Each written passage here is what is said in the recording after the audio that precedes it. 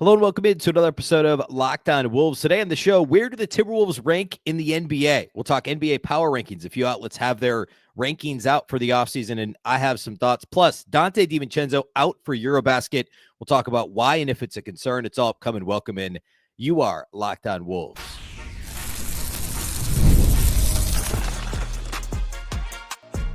You are Locked On Timberwolves, your daily Minnesota Timberwolves podcast. Part of the Locked On Podcast Network, your team every day. Hello and welcome to the Locked On Wolves podcast, part of the Locked On Podcast Network, your team every day. My name is Ben Beacon. I'm the host of Locked On Wolves. Today's episode is brought to you by Gametime. Download the Gametime app, create an account, and use the code LOCKEDONNBA for $20 off your first purchase. Happy Friday, everybody. Happy weekend. Hope you've had a fantastic week. We are in the midst of the NBA offseason. It's time to reset following the majority of free agency. Yes, the Wolves have some roster spots to fill. We've talked about that at length. We'll get back to it here soon as well. But today I want to kind of reset the offseason, take a broader look at the NBA power rankings-wise. Where are the Wolves right now? There's a ton of different outlets that have out their power rankings. So I want to give my thoughts on their thoughts about where the Wolves rank. We'll also talk about Donte DiVincenzo. Found out this week that an injury, unfortunately, recurrence of his injury from last year will keep him from participating in EuroBasket on behalf of Italy. So a lot to get to here today. A big thank you off the top for making Locked On Wolves your first listen every single day. Of course, this show is free and available everywhere. That includes YouTube as well as all of your favorite audio platforms. Wherever you like to listen to podcasts, you can find Locked On Wolves. You can also watch on the Locked On Sports Minnesota app on both Roku and Amazon Fire TV. All right. So let's talk NBA power rankings. Now, these activities are always obviously pretty subjective, especially when we're talking in the midst of the offseason. We don't have records to rely on. We have, it's the question of what are we balancing? It's like I did the player rank show on Wednesday, a peek behind the curtain. If you missed that, I ranked, we're doing a Locked On NBA top 100 players. And so actually, I'm submitting my rankings today. My final ones, I gave a sneak peek on my thought process where I was ranking 6 Wolves players. Yes, 6 Wolves players in the top 100. And I talked about all that on Wednesday's show.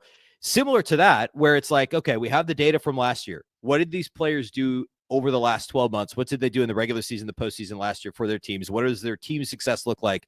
What are we balancing that, or how are we balancing that against the summer so far? Whether or not they played in summer league, et cetera, what their teams look like, and what we're expecting in the fall. It's a little bit the same with team power rankings, where we're looking at, okay, we've got 4 conference finals teams. Should those be the top 4 automatically, or how much are we factoring in what they did or didn't do in the offseason? And the Wolves have, just looking at where the Wolves are across, we're going to look at 4 different sites currently that have the Wolves power ranked. I believe we're working on power rankings on the Locked On side too, so those obviously will be the best rankings, the most accurate rankings. I gave my reasons as to why the Locked On rankings will be the best on Wednesday's show for the player rankings, but I feel the same about the team rankings.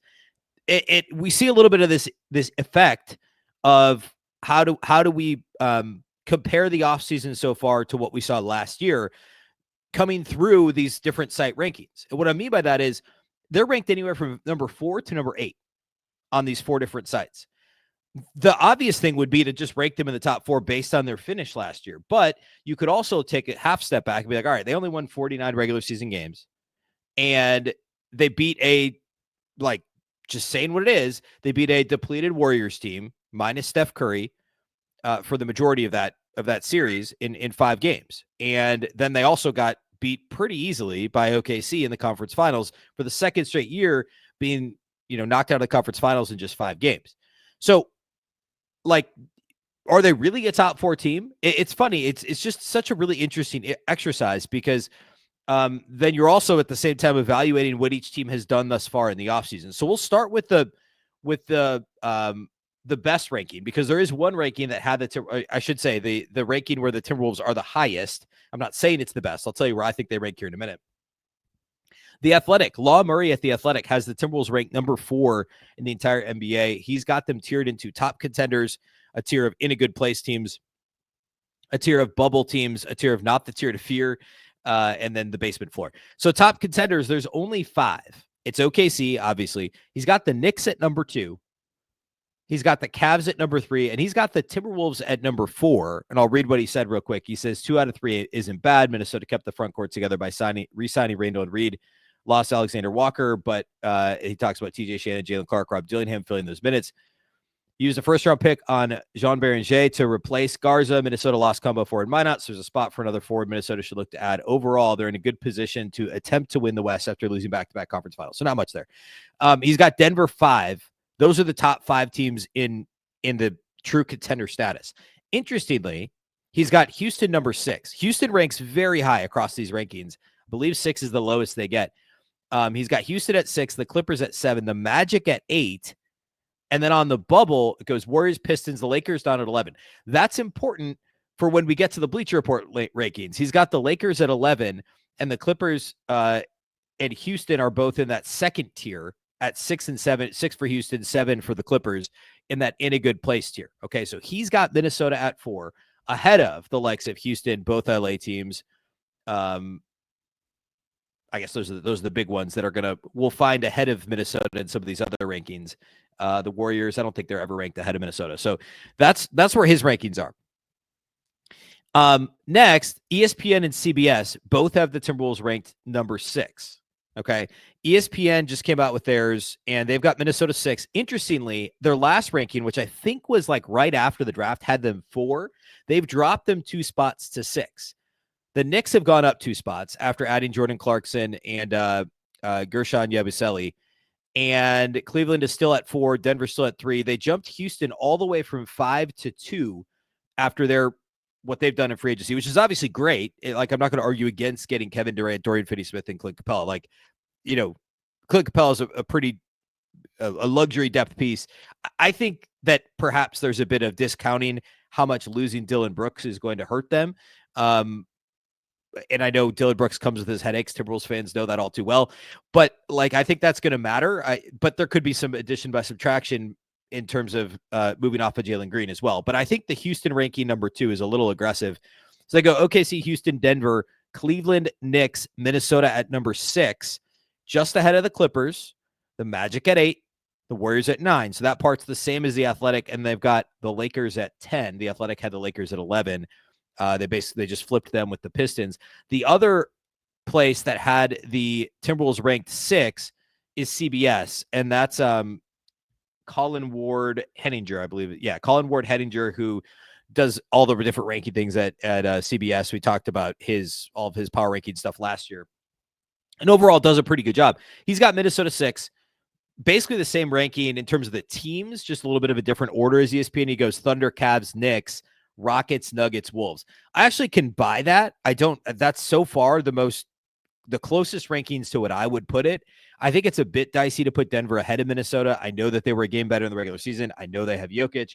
And yes, they had a decent offseason overall, but I still think putting them ahead of Minnesota at this stage, given the secondary star power that the Wolves can rely on, and the Nuggets still have to get around the Michael Porter Jr. Even if it ends up being a good thing for them, it's still an adjustment. Just like with Minnesota, I wouldn't have argued, I didn't argue at the time, that swapping Randle and DiVincenzo for Towns was a good thing for the roster from a basketball standpoint. They were still good players, and it took a hot minute to get that thing figured out. So Minnesota at 6 on CBS's rankings, right ahead of the Clippers at 7 and the Lakers at 8. So we see the Lakers start to rise in these rankings from 11 on one of them to 10 on the other to 8 on this one. And then Memphis, surprisingly, at 9, the Magic at 10, Warriors at 11, and the Pistons at 12 on CBS. I want to talk about the Bleacher Report ranking done by Andy Bailey, who normally does a very good job, but I think he missed the mark on this one. We'll get into that, and I'll explain where I would have Minnesota ranked on a current NBA power rankings. We'll do all that here next.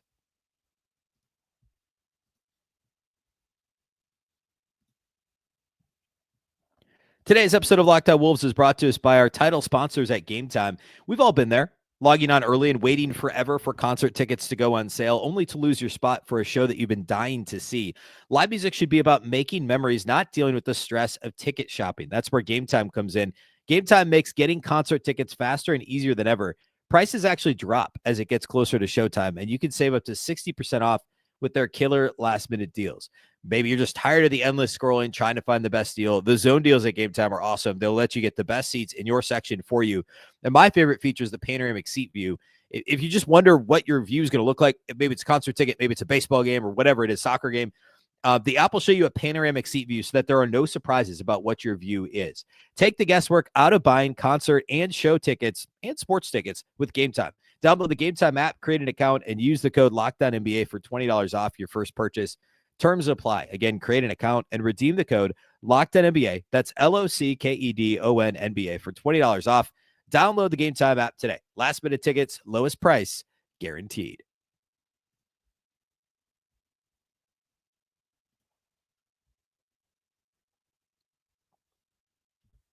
Okay. So we've talked about the Wolves ranking 4th on The Athletic, 6th on ESPN and CBS. And now we look over at our guy, Andy Bailey at Bleacher Report, who, again, he's a good follow on X, does a good job. I think he missed the mark on these power rankings. Here's how he's got it. OKC number 1. That's an obvious one. He's got Denver number 2, which, look, again, I get it. Good offseason. Also, I didn't even mention the coaching change, like having David Adelman take over. And I love David Adelman. I think he's going to do a good job. Obviously did a good job in the playoffs. They took OKC to 7 games. And that's, I think, what some of these rankings are leaning on is like, hey, look, and the roster got better. The depth at least got better, adding some veteran depth to the bench. Sure. Yes, I buy it. But putting them 2, I don't necessarily buy. Number 3, Cleveland. That's fine. Number 4, Houston, which is higher than I would have them, but better than ESPN having them at 2. The Clippers at 5, which is ultra aggressive. I mean, yeah, 5 years ago, if you had Kawhi Leonard and James Harden on the same team, absolutely. This is aggressive. It's a little too aggressive. You know what's even more aggressive is the Lakers at 6. I don't know. Like, I get that they have Luka, and a year ago, I think the Mavs were probably ranked in this, range. After going to the finals, they would have been in the top 5, certainly. But there's a lot we got to see still. And that's this whole exercise, right? It's balancing what do we know versus what do we think we know, and what do we have no idea. Like, we think Luka Doncic is still a top 4 player. I think he is. In fact, I said that on Wednesday's show. Got some flack for it. I don't know that it's that controversial. You could have him 3rd ahead of Giannis if you wanted. I think you have to take last year against the body of evidence from the years before. Luka's still, I would easily call him a top 5 player. If you want to argue, I don't know. I mean, with Jason Tatum out, I don't think there's any question that's where we're at with Luka. And LeBron is still a top 15 player, right?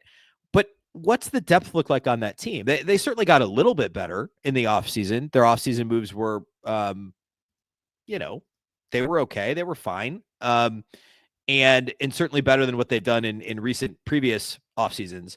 Let's see. So the additions of Marcus Smart, Jake LaRavia, and DeAndre Ayton are fine, but they also lost Dorian Finney-Smith. Jordan Goodwin was pretty good for them. So I would say they got marginally better. And obviously, everybody's talking about Luka being in shape. We'll see. Either way, Luka's great. But this is a team that lost in the first round in 5 games and didn't get clearly better in the offseason. So if you're just assuming that healthy, in-shape Luka and better acclimated Luka is going to take this team from, the 12th best team or something, like where I would probably have them, all the way, I'd maybe have them 10th to 6th in the league, ahead of the likes of the Knicks and the Timberwolves, who both went to the conference finals, that seems crazy to me. The Knicks didn't get worse either. And that's who he has 7, by the way. He's got the Knicks at 7. And I'm fine with ranking the Knicks ahead of Minnesota. I don't have any problem with that. We talked already about adding Jordan Clarkson and Yabusele. That probably makes them better. They lost some guys. They're going to lose Achua, but arguably got better. The coaching thing, I like Mike Brown. I like Tibbs. That feels like a pretty flat situation unless there's some volatility there with just unfamiliarity or whatever.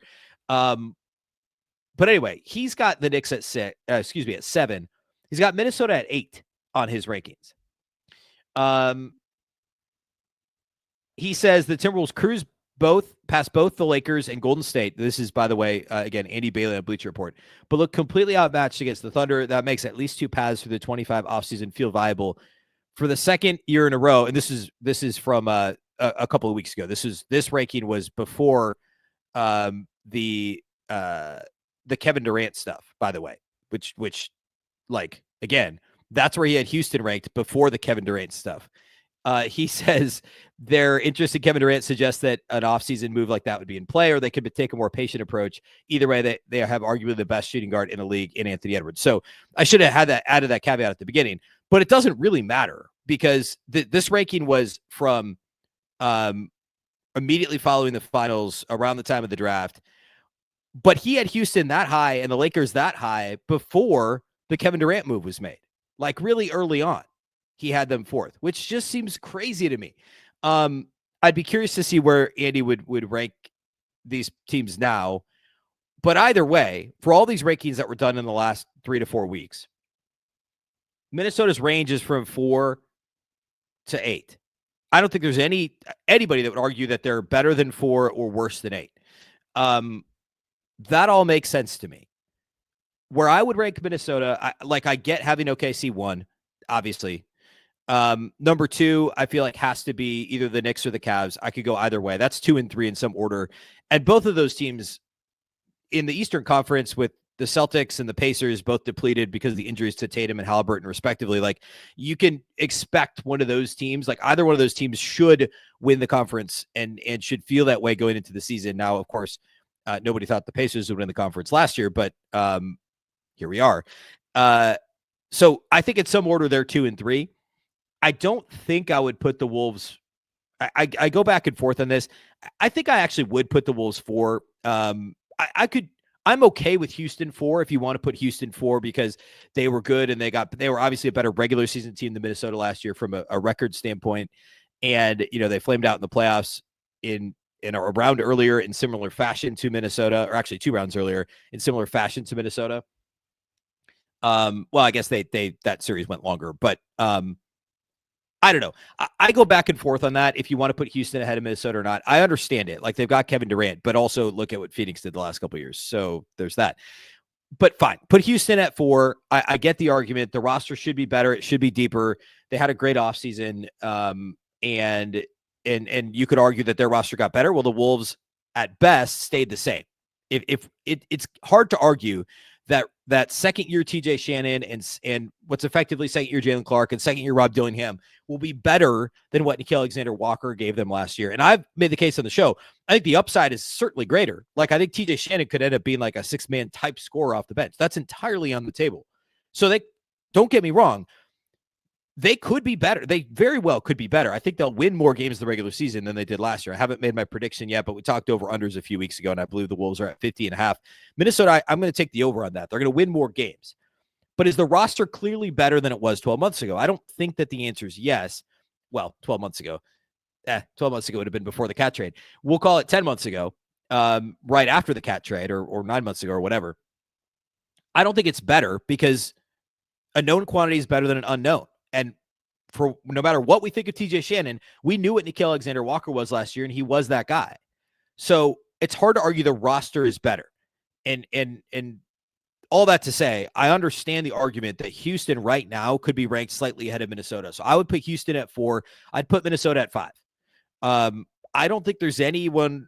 I say this, but clearly there are a couple people that would rank the Clippers or the Lakers ahead of Minnesota. That seems crazy to me, ranking the Clippers or Lakers ahead of Minnesota. And so actually, now that I've said all this, the Houston or the ESPN ranking is the closest to what I would have. They have OKC. They've got Houston 2, which is nuts. They've got Denver 3, which is too high, and then Cleveland and the Knicks, Minnesota at 6. I'd put Minnesota at 5, and I'd put Denver at 6. And then I would go Clippers. I'd probably go Warriors ahead of Lakers still, because I think the high end of Steph Curry and Jimmy Butler when they're healthy, even though they're old, is still better given the rest of that roster, and still having Draymond and still having a deeper roster than the Lakers. They just do. Even though Luka's the best player of all these guys, I don't like the Lakers roster. So I would go Minnesota 5. I would go Denver 6. I would go probably Clippers 7, Warriors 8, then Lakers 9, and then Pistons 10 is probably how I would handle that. And then you get like a bunch of these teams, like Detroit, obviously ascending, but they've got weird stuff with the Malik Beasley thing. Although I like what they did. I like Karis LeVert as a fit for that team more than Tim Hardaway. I think Duncan Robinson, it adds an element that they needed. They obviously needed some more shooting, especially with no Malik Beasley. So I like them there. And then you get into the Dallases, Atlantas, Milwaukee's. I'd probably put Milwaukee and Memphis ahead of Dallas and Atlanta. But all that to say, I'd have Minnesota at number 5. And I think anywhere between 4 and 8 is too low. Anywhere from 4 to 6 is fine. If you really want to argue Minnesota ahead of Houston, I could buy that. If you want to argue Denver ahead of Minnesota, I could buy that. But I wouldn't put them any lower than 6. That seems crazy to me. They've gone to consecutive conference finals. Their best player is getting better. Their second best player was great for 2/3 of the playoffs last year, 3/4 of the playoffs last year. And then their third and fourth best players. I mean, I guess Rudy would be third best, but then you go to Jaden McDaniels. He's improving. He's ascending. The bench is young and ascending. Nas is still getting better. It seems crazy to me to rank them any lower than 5th. That's my take on it. All right, let's talk about Donte DiVincenzo. What's up next in the offseason? We'll set up all of that here next.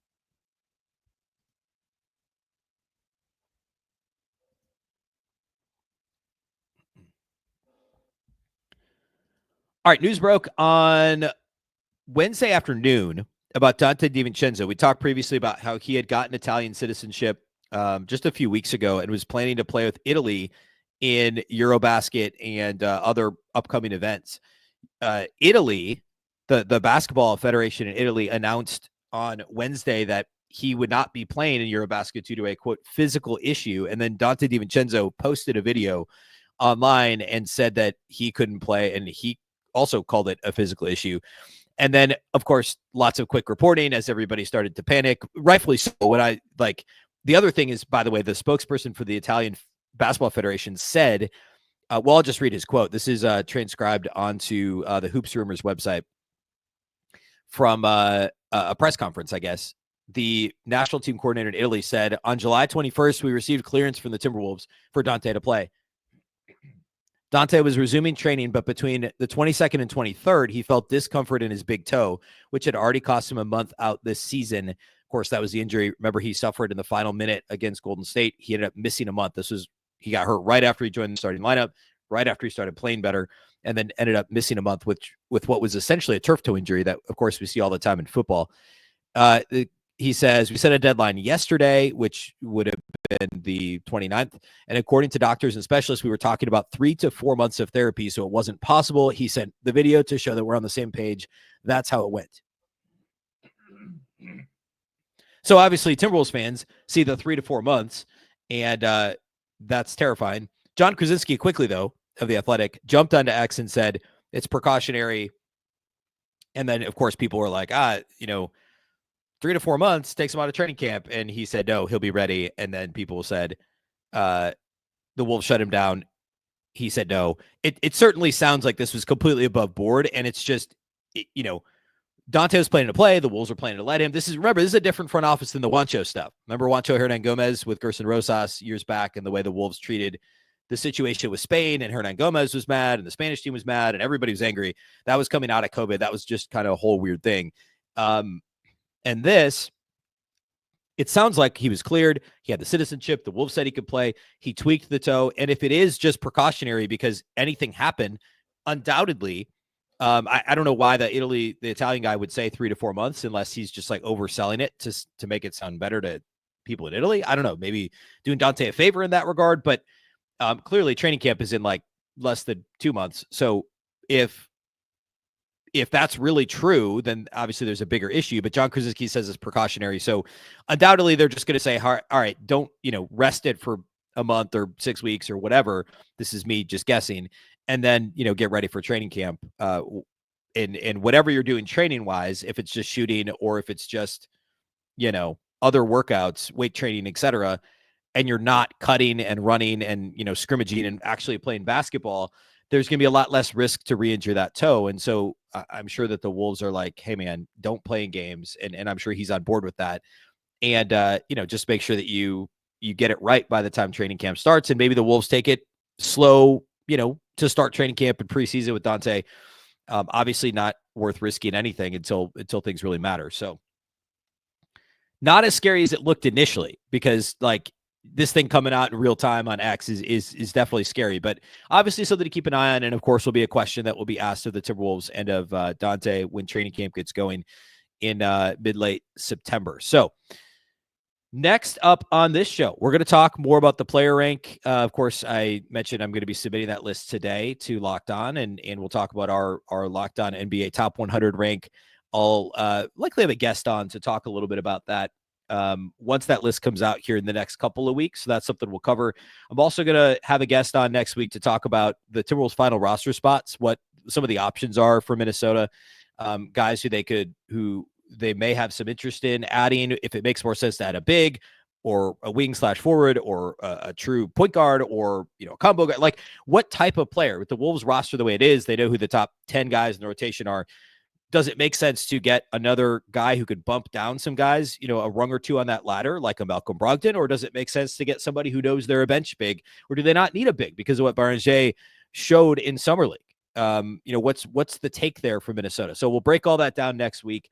We are going to move probably to 3 to 4 shows a week for the month of August. So we won't be every day, Monday through Friday, but we'll have a minimum of 3 shows, and most weeks we'll have 4 for you throughout the month of August. So make sure you've still got everything tuned to Locked On Wolves. Of course, we'll still post everywhere, wherever you listen to podcasts. We'll be on YouTube. You can also watch, if you've got the Locked On Sports Minnesota app downloaded on your Roku or Amazon Fire TV. You can watch on your television screen as well. A reminder that throughout the offseason, you can tune into the Locked On NBA show for your second listen after Locked On Wolves. There's absolutely no offseason over there. Our guys, Doug, Matt, and Hayes, will keep you up to date on everything NBA throughout the offseason. You can find it on YouTube or wherever you listen to podcasts as well. Part of the Locked On Podcast Network, your team every day. Of course, this show is also part of that very same Locked On Network, your local experts on all the biggest stories. Once again, I'm Ben Beacon. This is the Locked On Wolves podcast. We'll catch you next time. Enjoy your weekend.